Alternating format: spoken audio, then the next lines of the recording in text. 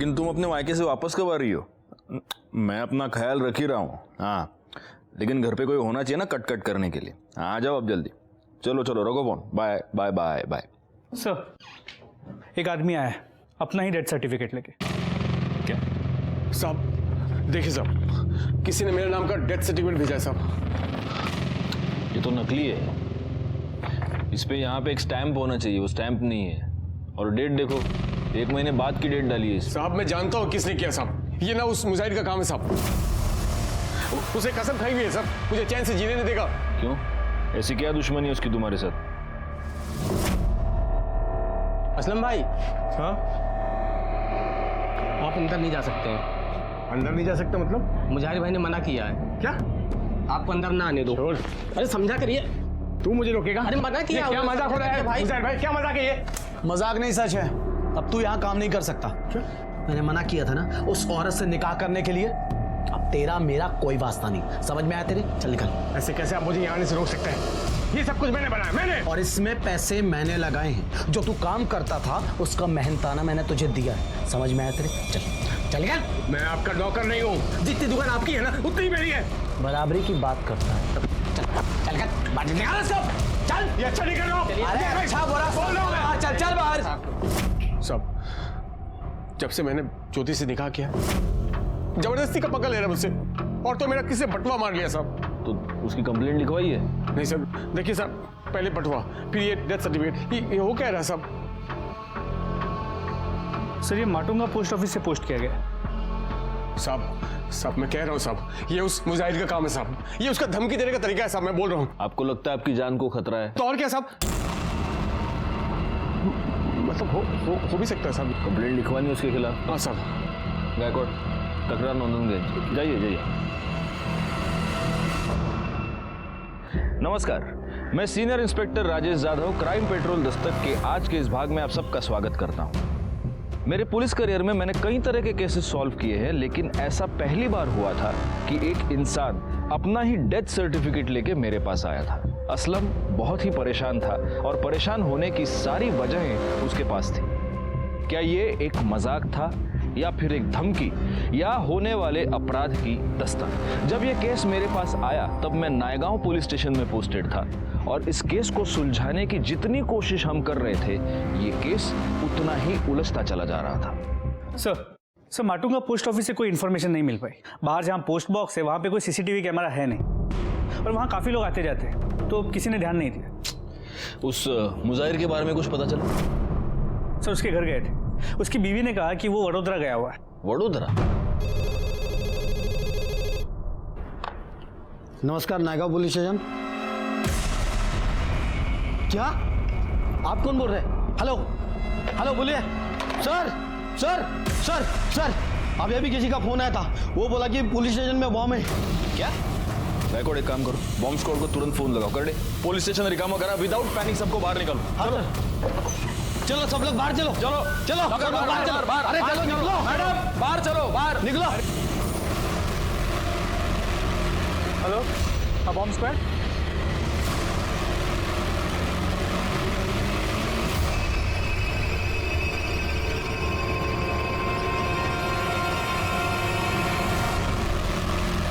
Sir अंदर कोई बम नहीं है। Thank you. गायकवाड़, पता करो ये फोन किस नंबर से आया था।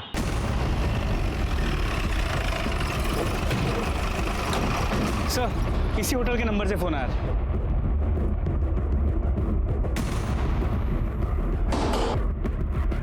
या काउंटर पे तुम बैठते हो? जी कहिए। यहाँ से पुलिस स्टेशन पे कॉल तूने किया था? नहीं साहब, ये रेस्टोरेंट तो मेरे भाईजान का है, गले पर वही बैठते हैं, मैं तो बस आता जाता रहता हूँ। कौन है भाईजान? बुलाओ। कौन है सजाद? हाँ? अरे सर, आप लोग यहाँ पर? ये रेस्टोरेंट तुम्हारा है? जी सर। तो हमारे पुलिस स्टेशन पे बॉम्ब का झूठा कॉल तुमने किया था? नहीं सर, हाँ नहीं सर, बिल्कुल नहीं। यहाँ काउंटर पे तुम नहीं बैठे थे? हम मैं ही था काउंटर में, लेकिन मतलब मैं रहता हूँ काउंटर में, लेकिन आता जाता रहता हूँ सर, अंदर काम रहता है कभी कभी।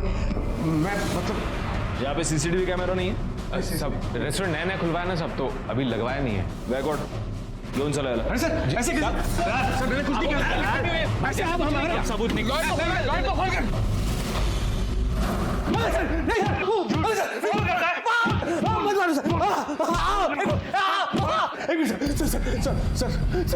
मैंने कुछ नहीं किया सर। अब मेरी बात का यकीन कीजिए, मैं रेस्टोरेंट में था जरूर, लेकिन मैं किचन के अंदर था सर। उसी बीच में कोई और आके किया होगा। सब मुजाहिर का शॉप आगे ही सब। जब मैं रेस्टोरेंट के अंदर किचन में गया होगा सब, तो आकर कॉल किया होगा सब। मैं सच बोलता हूँ। तू बात बात पे मुजाहिर का नाम लेता है, हाँ? सबसे पहले तो अपना एक झूठा डेथ सर्टिफिकेट लेके हमारे पास आया, उसके बाद पुलिस स्टेशन में झूठा कॉल करता है कि इधर बॉम्ब है। हाँ, तेरे क्या हम क्या उल्लू लगते हैं क्या? बैकवर्ड, इसको तब तक मारो जब तक ये सच ना बोले। मारो इसको। इसका छोटा भाई जमानत करवाने आया है। अगली बार पुलिस के साथ मस्करी नहीं, समझा ना? चलो निकलो।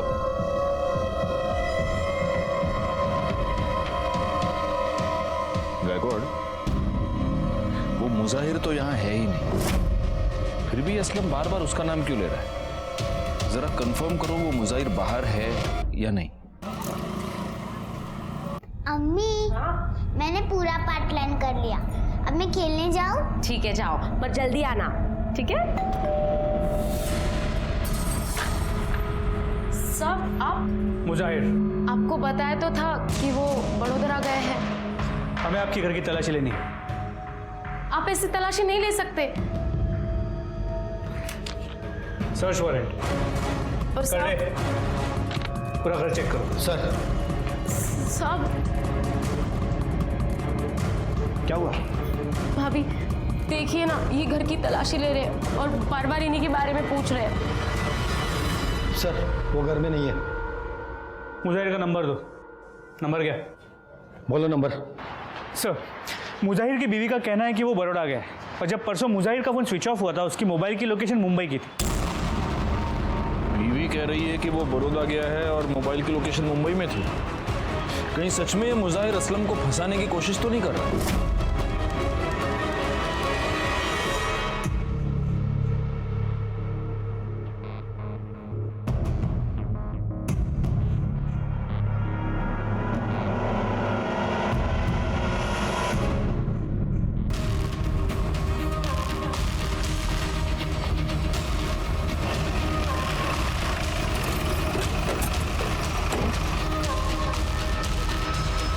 तेरी लाश मुजाहिर की है, जिसके बारे में असलम ने बताया था। क्या? जी सर, इसके पॉकेट से इसका ये फोन भी मिला है।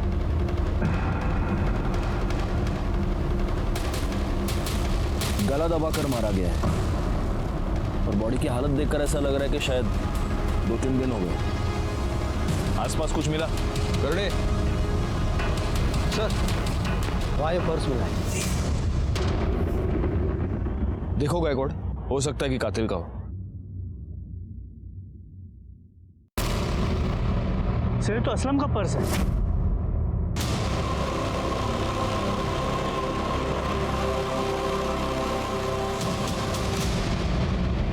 अरे वो सिवैया बनाई थी, हिना को बहुत पसंद है ना, इसलिए। तुझे क्या हुआ? तू इतनी परेशान क्यों है? अरे कुछ समझ नहीं आ रहा है। एक तो इनका फोन नहीं लग रहा है और बार बार पुलिस भी चक्कर लगा रही है। तू परेशान मत हो, कर देंगे वो फोन।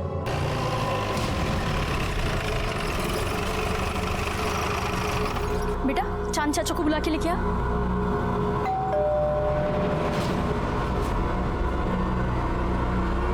क्या बात है सर?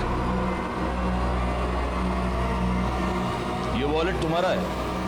जी मेरा ही है सर, शुक्रिया। कहाँ मिला आपको सर? मुजाहिर अंसारी की लाश के पास।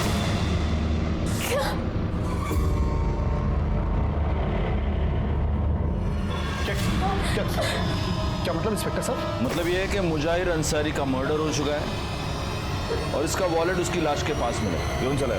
सर मैंने कुछ नहीं किया सर। इन्होंने कुछ नहीं किया। भाईजान कुछ सच बोल रहा हूं सर, मैं कुछ नहीं किया। चलो चलो चलो।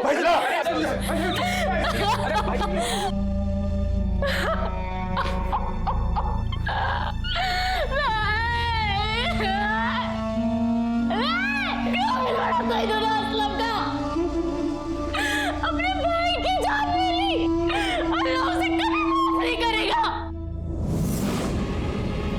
नहीं किया साहब। तो तेरा वॉलेट उसकी लाश के पास क्या टहलने गया था? आपको तो पता है मैं वॉलेट की चोरी की रिपोर्ट लिखवाने आया था यहाँ पर।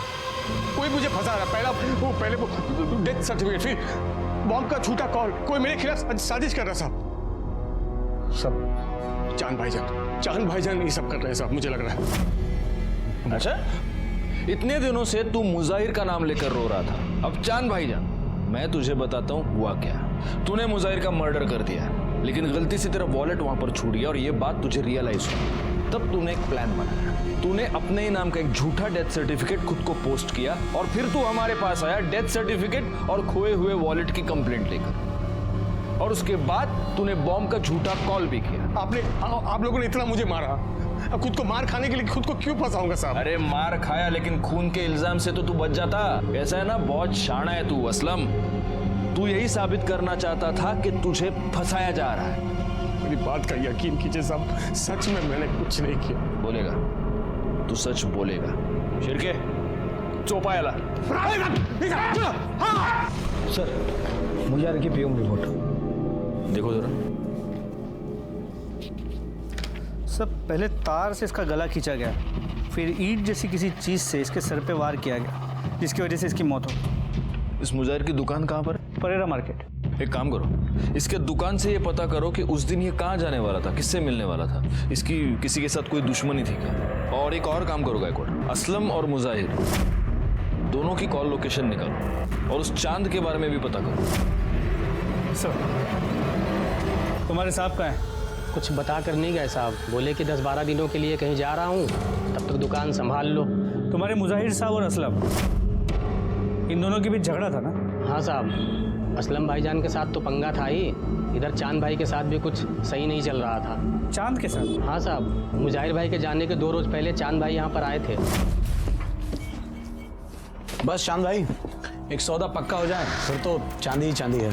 अरे इंशाल्लाह मेरे भाई, जैसा सोच रहे हो बिल्कुल वैसा ही होगा। भाईजान परसों माल लेने जा रहा हूँ, तो कुछ पैसों की ज़रूरत है। देखिए अभी तक मैंने कुछ कहा नहीं, इतने महीने हो गए, जो उधार था वो वापस कर दीजिए। कौन से पैसे मुजाहिर? जो आपने 5 लाख रुपए लिए थे वो। बेकार की बातें मत किया करो यार। कौन से पैसे हैं तुम्हारे 5 लाख? अरे जो 5 लाख रुपए आपने हमसे उधार लिए थे। अच्छा 5 लाख, लेकिन भाई असलम का भी तो तुम्हारी तरफ हिसाब निकलता है ना, तकरीबन 5 लाख रुपए। देखिए मेरा और असलम का हिसाब अलग है। अलग कैसे हो सकता है भाई, सगा भाई है मेरा, और पैसे का हिसाब अलग अलग। देखिए आपकी और असलम की भी तो नहीं बनती ना। यहाँ देखो, सगा भाई है मेरा, खून का रिश्ता है, नहीं बनती से क्या मतलब। और वैसे भी देखो, तुम उसके पैसे दे दो, मैं तुम्हारे पैसे दे देता हूँ। लेकिन मुजाहिर की फैमिली और चांद की फैमिली तो मिलजुल कर रहते हैं। हाँ तो मुजाहिर भाई का चांद भाईजान के अलावा था ही कौन यहाँ, और वैसे भी वो महीने में 15 दिन तो गायब रहते थे। अब ऐसे में बीवी और बच्ची को एकदम से अकेला नहीं छोड़ सकते थे ना। सर मुजाहिर और असलम के कॉल रिकॉर्ड्स। सर मुजाहिर के नंबर पे पिछले कुछ दिनों से इस नंबर से रेगुलरली कॉल्स आ रहे हैं, और ये नंबर भी असलम के नाम पे ही रजिस्टर है, जो उसने कुछ ही दिनों पहले खरीदा, और फिलहाल ये नंबर स्विच्ड ऑफ। सर इसके अलावा असलम का ये जो पुराना नंबर है, असलम ने 1 महीने पहले इसकी एक डुप्लीकेट सिम बनवाई। और सर इन दोनों मोबाइल की लोकेशन उसी एरिया की थी जहाँ से हमें मुजाहिर की लाश मिली। इसका मतलब ये पूरा कांड इस असलम ने किया है? सर पॉसिबिलिटी तो है। सर इसके अलावा जब हम मुजाहिर के शॉप में गए थे तो उसके स्टाफ ने बताया कि चांद ने मुजाहिर से कुछ पैसे लिए थे, जो वो देने से इनकार कर रहा है। कौन से पैसे मुजाहिर? एक काम करो, इस चांद को बुलाओ, तब तक मैं असलम की खबर लेता हूँ। भाभी जान बस चुप हो जाइए। शहजाद, तुम तो जानते हो ना कि हमारे पति ऐसा कुछ नहीं कर सकते, उन्हें बचा लो शहजाद। भाभी जान सब ठीक हो जाए। शहजाद, ए शहजाद, वहां क्या गुस्सा हुआ, बाहर निकल। क्या भाई, कितनी बार समझाया है तुझे कि दूर रहे उससे। इस औरत का साया भी पड़ेगा ना हम पर, तो पूरा का पूरा खानदान खत्म हो जाएगा हमारा। भाईजान बस भी कीजिए, इस वक्त तो आपको उनकी मदद करनी चाहिए। मुझे ज्यादा ज्ञान मत दे, मैं किसी कातिल की मदद नहीं कर सकता, चाहे वो मेरा भाई क्यों ना हो। असलम मेरा भी भाई है, आप उसकी मदद करें या ना करें, मैं जरूर करूंगा। दिमाग खराब मत कर मेरा। हेलो,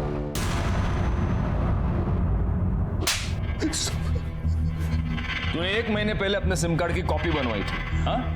हाँ सर, वो मेरा पुराना फोन चोरी हो गया था। और तूने एक नया नंबर भी लिया था, जिस नंबर से तूने मुजाहिर को फोन किया? नहीं सर, नहीं। नहीं?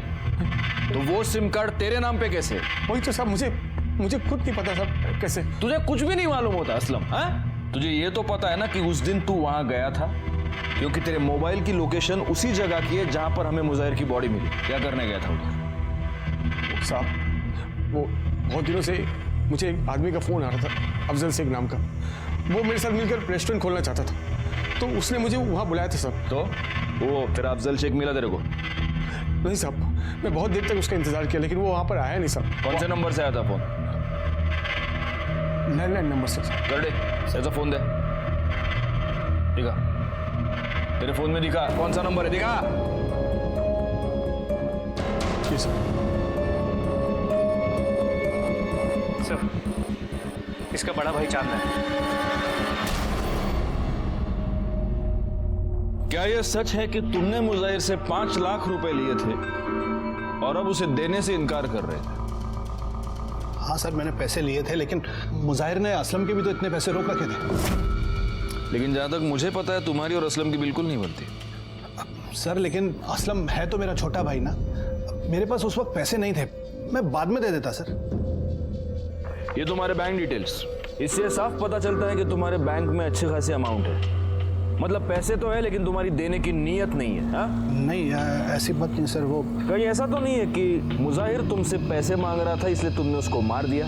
तुम ये जानते थे कि असलम और मुजाहिर की दुश्मनी है तो असलम फंस गया और तुम्हारे दोनों दुश्मन एक साथ रास्ते से हट गए। सर ये कैसी बहकी बहकी बातें कर रहे हैं आप? तुम पुलिस स्टेशन में बैठे हो। सर मेरी बात का यकीन कीजिए, ऐसा कुछ नहीं है, मैंने कुछ नहीं किया। ठीक है, तुम जा सकते हो, लेकिन जब तक ये केस सॉल्व नहीं होता शहर से बाहर नहीं जाओगे। जी सर, शुक्रिया सर। तब आपको यकीन होता कि कौन मेरे साथ खेल खेल रहा है। नहीं, अब वो तुम्हारा मुजाहिर तो रहा नहीं, तुम्हारे चांद भाईजान की तो हम तहकीकात कर ही रहे हैं। तो अब कोई और ऐसा है जिसके ऊपर तुम ब्लेम डाल सको? हाँ, मेरा पहला पति पवन मोरे, वही ये सब कर रहा है। तुम्हारा पहला पति? क्यों करेगा वो ऐसा? बहुत ही घटिया इंसान है वो सर। बहुत मारता था मुझे, बहुत पीटता था। गिड़गिड़ाई मैं उसके सामने कि मुझे मेरी बेटी के साथ जाने दे, लेकिन उसने कहा कि अगर चालू को अपने साथ लेके जाना तो वो मुझे डिवोर्स नहीं देगा, और मैं उससे और मार नहीं खा सकती थी, इसीलिए डिवोर्स पेपर अपनी बेटी को छोड़ के और उससे छोड़ के मैं चली गई। उसके बाद उसने कभी तुमको परेशान किया? नहीं, 2 साल हो गए, हमारी कोई बात नहीं हुई। तो अब अचानक वो ये सब क्यों करने लगा? अगर वो नहीं कर रहा तो फिर कौन कर सकता है? कौन हमारा दुश्मन हो सकता है? उसका पुराना नंबर और पता लिखवा लो। गायकवाड़, इस पवन के बारे में पता करो। जहां पर असलम का एक्सीडेंट हुआ वहां का सीसीटीवी फुटेज निकालो और देखो इस पवन का इस सब के साथ कुछ कनेक्शन है क्या। पापा आराम से, खींच रहा है। क्या तू हमेशा भूत बन के घूमती रहती है? हाँ, ख्याल रखा करना अपना। पापा मैं बड़ी हो गई हूँ, खुद से कर सकती। बहुत बड़ी हो गई ना तू। पवन मोरे जी कहिए। ज्योति को जानते हैं? उसी ने भेजा ना आपको मेरी बेटी को लेने के लिए? वो मर भी जाएगी ना तो भी मैं मेरी बेटी को उसके पास नहीं भेजूंगा। बहुत मरने मारने की बातें करते हैं आप। कहीं सच में तो किसी को मार नहीं दिया? ज्योति के पति असलम पे मर्डर का इल्जाम है और हाल ही में उसका एक्सीडेंट भी हुआ, और ज्योति को लगता है कि ये सब आपने किया है या करवाया है। तो शादी कर ली उसने? अच्छा है, उसे मेरी तरफ से मुबारकबाद दीजिएगा। ज्योति ने हमें बताया है कि पहले आप उसे बहुत मारा पीटा करते थे।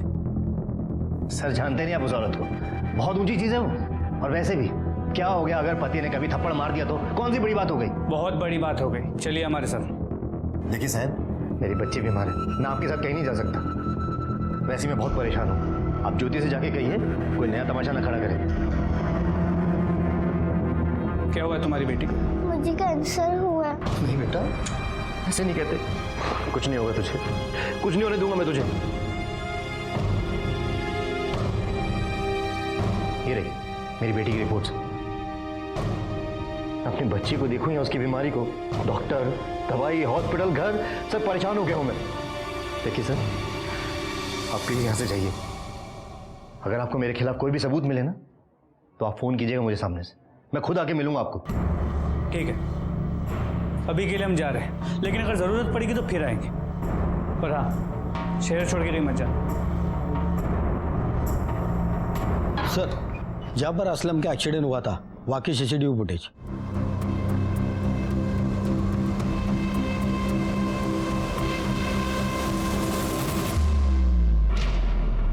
इसका मतलब इस गाड़ी वाले ने असलम को जानबूझकर ठोका है। करड़े, ये गाड़ी का नंबर ले लो और आरटीओ से पता करो ये गाड़ी है किसकी।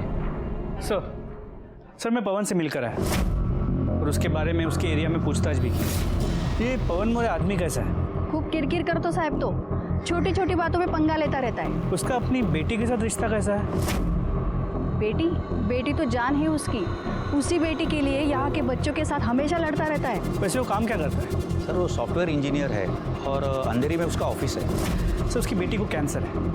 मैंने इस बात को डॉक्टर से क्रॉस चेक भी किया। हाँ, उसकी बेटी चारू को कैंसर है। उसका ट्रीटमेंट पिछले 1 महीने से मेरे पास ही चल रहा है। तो उसने कहा है कि अगर उसके खिलाफ कोई भी सबूत मिलता है वो खुद पुलिस स्टेशन आ जाए। अगर इस सब में उसकी इन्वॉल्वमेंट है तो सबूत तो जरूर मिलेगा, नजर रखना उस पर। सर मैंने गाड़ी के बारे में आरटीओ से पता किया। वो गाड़ी किसी अमित की है। उसके घर जाके देखा तो वो घर में नहीं था और उसका फ़ोन भी बंद आ रहा है। गायकवाड़, इसका नंबर सर्विलेंस पे डाल दो और जैसे ही ऑन हो उठा लो उसको।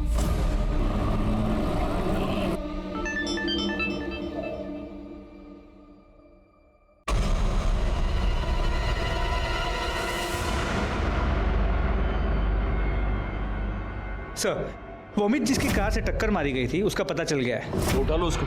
सर बोल, किसके कहने पे किया? बोल नहीं तो। सर ये सब कुछ मैंने असलम के कहने पे किया था। तूने ही कहा था ना अमित को तुझे टक्कर मारने के लिए। नहीं साहब, झूठ बोल रहा है, फंसा रहा है मुझे। तू इस अमित को जानता है? बिल्कुल नहीं जानता साहब। तो वो तुझे क्यों फंसाएगा? वही तो मैं बोल रहा हूँ साहब।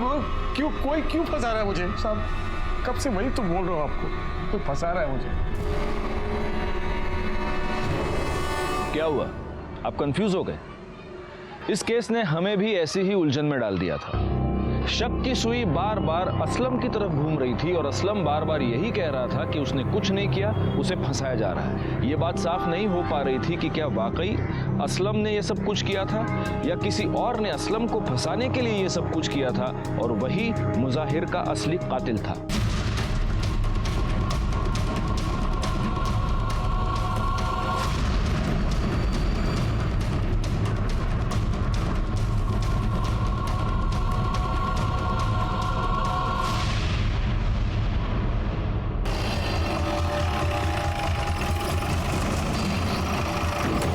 फोन तुमने किया था? जी सर। कहाँ है लाश? इधर तो।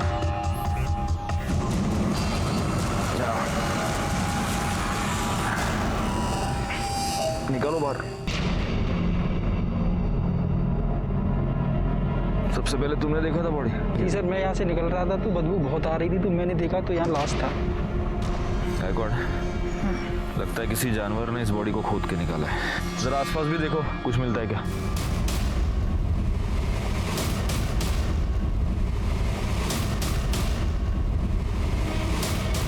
सर जेबें खाली हैं।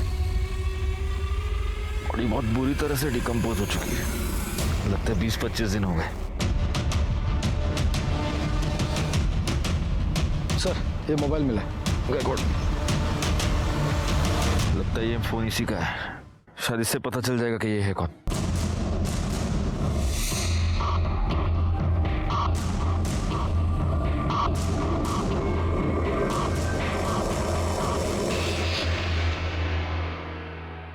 सर शमशान के पास जो डेड बॉडी मिली थी उसकी पोस्टमार्टम रिपोर्ट के मुताबिक ये बॉडी किसी 30 से 35 साल के आदमी की। मौत की वजह सर पे किसी भारी चीज से वार किया जाना है। सर स्कल फ्रैक्चर हुआ और मौत को करीब 1 महीना हो चुका है। सर इसके अलावा एक इंपॉर्टेंट बात ये भी पता चली है कि इस बॉडी के पास जो फ़ोन मिला था वो असलम का था।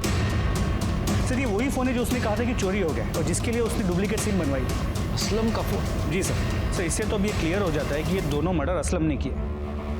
गायकवाड़, जरा सोचने वाली बात है। एक आदमी किसी का खून करके अपना मोबाइल फोन वहीं पे छोड़ के चला जाता है और ऐसी गलती वो एक बार नहीं बार बार करता है। ये कैसे पॉसिबल है? कहीं सच में ऐसा तो नहीं कि कोई असलम को फंसाने की कोशिश कर रहा है? और अगर ऐसा है तो जो असलम को फंसाने की कोशिश कर रहा है उसी ने ये 2 मर्डर्स किए। सबसे पहले तो हमें ये पता लगाना होगा कि ये लाश किसकी है। एक काम करो, जहां पे लाश मिली उसके आसपास के सारे पुलिस स्टेशन में ये पता करवाओ कि क्या पिछले 1 महीने में इस एज ग्रुप के किसी बंदे की मिसिंग कंप्लेंट आई है। हमें ये तो पता चले कि आखिर वो है कौन जो असलम को फंसा रहा है।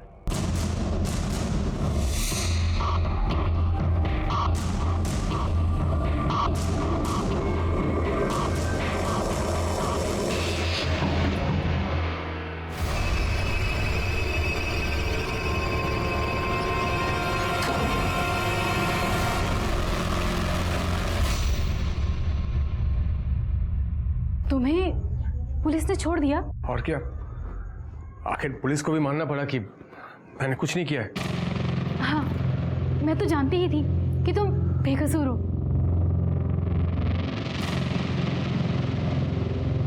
सर, आसपास के पुलिस स्टेशन से पता किया, 30 से 35 साल के आदमी की कुछ मिसिंग कंप्लेंट्स आई तो है। ये जितनी भी मिसिंग कंप्लेंट्स आई है उन सब के परिवार वालों के डीएनए को इस लाश के साथ मैच करके देखो, पता तो चले ये है कौन। तो हमें ये भी पता चल पाएगा कि उसमें और मुजाहिर में क्या कॉमन है और ऐसा कौन सा आदमी है जो इन दोनों को मारकर असलम को फंसाना चाहता है। और एक काम करो, असलम के आसपास जितने भी लोग हैं उन सब के बारे में पता करो, उनके कॉल डिटेल्स, उनके सारे रिकॉर्ड्स मुझे चाहिए। वो जो भी है उसके चेहरे से अब नकाब उतरने ही वाला है।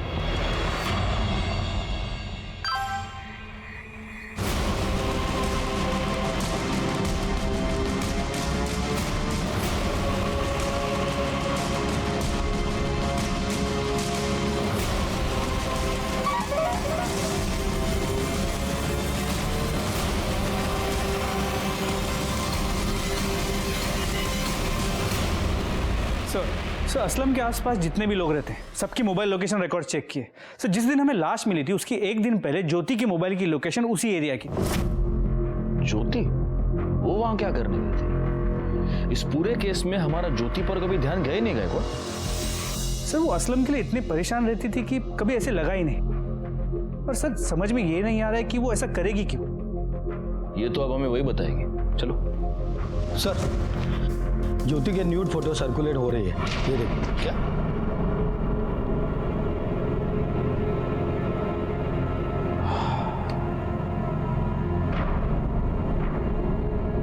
गायकवाड़, ये जो बंदा इसके साथ है ये असलम नहीं है, क्योंकि असलम के यहाँ गर्दन पर, यहाँ पर वो काला निशान है। देखो, इस बंदे के यहाँ तो से कुछ भी नहीं है।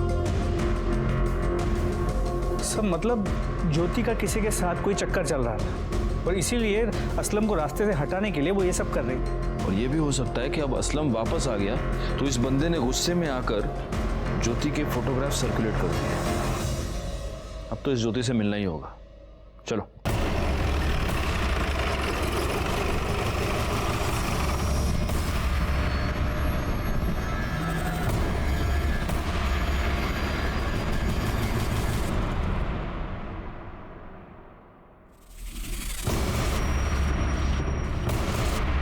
ये आत्महत्या नहीं है, ये मर्डर है। इस छोटे से टेबल पे खड़े होकर ज्योति पंखे से नहीं लटक सकती। इसे किसी ने पहले मारा है और फिर लटका दिया है।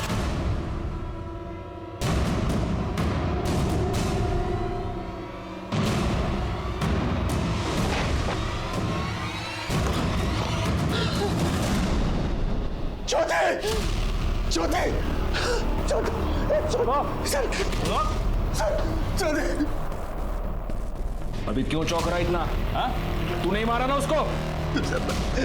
मैं क्यों भला मारूंगा मेरी बीवी को? मैं तो अभी आया सर।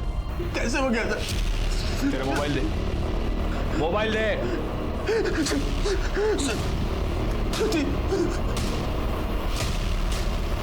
ये देख, इसलिए मारा तूने तेरी बीवी को। जो पहले 2 मर्डर्स हुए उसमें मुझे तुझ पर सिर्फ शक था, लेकिन यहां मुझे यकीन है कि ज्योति का मर्डर तूने ही किया है। मैं नहीं मारा सर, मैं तो अभी आया सर। और ये हाँ, मैं तो जानती ही थी कि तुम बेकसूर हो। हमें ज्योति पर शक था और अब हमारे हाथ ज्योति की लाश लगी थी। एक के बाद एक ये तीसरा मर्डर था और इन तीनों मर्डर्स के साथ कहीं ना कहीं असलम जुड़ा हुआ था। जहां हमें दूसरे आदमी की डेड बॉडी मिली थी, उस शमशान के पास ज्योति का जाना इस बात की ओर इशारा कर रहा था कि उस कातिल से ज्योति मिली हुई थी। लेकिन अब उसकी हत्या के बाद इस बात को कंफर्म करना बहुत ही मुश्किल हो गया था। ये तेरी मोबाइल की लोकेशन डिटेल्स। हम तेरे घर पहुंचे उसके आधे घंटे पहले तू खुद अपने घर गया था या नहीं? क्या करने गया था? अपनी बीवी को मारने गया था ना? नहीं साहब, ज्योति का मुझे फोन आया था और वो बहुत परेशान लग रही थी, तो मैं घर गया था उससे मिलने। क्या हुआ ज्योति, तू फोन पर इतनी परेशान क्यों लग रही थी? मैं तुम्हें कुछ बताना चाहती हूँ असलम। हाँ बोलो। मुझसे कुछ बहुत बड़ी गलती हो गई है, पता नहीं कैसे, इसलिए मैं तुम्हें बात बताना चाहती हूँ। हाँ बोलो ना ज्योति, क्या हुआ क्या है?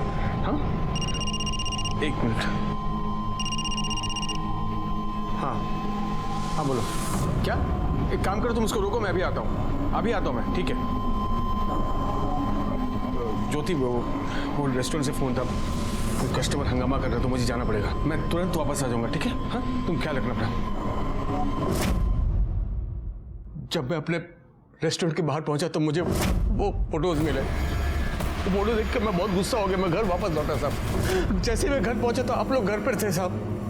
मैं उससे पूछ भी नहीं पाया साहब कि उसको क्या परेशानी थी साहब, उसने ऐसा क्यों किया, मैं पूछ नहीं पाया साहब। मुझे कुछ पता नहीं साहब, ये क्या हो रहा है मेरे साथ, क्यों हो रहा है, कौन कर रहा है साहब। सब कुछ मैं पता करना चाहता था साहब, ये सब कुछ पता करना चाहता, इसलिए मैंने वो जासूस को पैसे भी दिए साहब। काम हो जाएगा? हो जाएगा, लेकिन कुछ पता नहीं चला। ये सब तेरे बहाने हैं। तूने अपनी बीवी का मर्डर किया और अब तू कहानियां बना रहा है। सब पसंद है सर, ज्योति की पोस्टमार्टम रिपोर्ट। पहले उसे गला दबा के मारा गया और फिर उसकी बॉडी को टांग दिया गया। तो उसके नाखूनों में किसी के स्किन फ्रैगमेंट्स मिले। उसका डीएनए असलम के साथ मैच करो और बाकी सबके कॉल रिकॉर्ड्स में दोबारा ला कर दो। सर,